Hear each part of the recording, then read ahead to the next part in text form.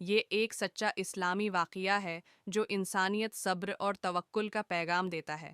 حضرت ابراہیم علیہ السلام اور آگ کا واقعہ۔ حضرت ابراہیم علیہ السلام اللہ کے ایک عظیم نبی تھے جو توحید کا پیغام دینے کے لیے بھیجے گئے۔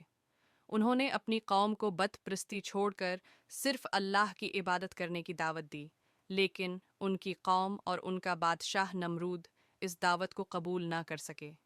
نمرود نے حضرت ابراہیم علیہ السلام کو سزا دینے کا فیصلہ کیا اور انہیں ایک بڑی آگ میں ڈالنے کا حکم دیا۔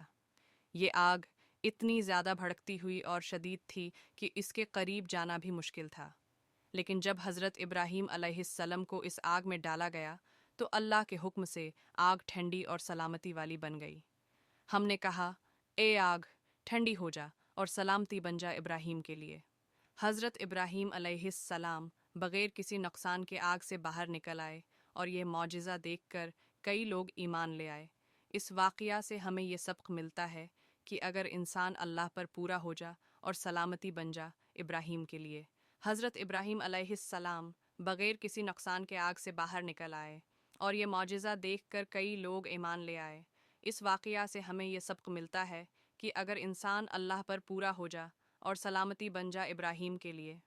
حضرت ابراہیم علیہ السلام بغیر کسی نقصان کے آگ سے باہر نکل آئے اور یہ معجزہ دیکھ کر کئی لوگ ایمان لے آئے۔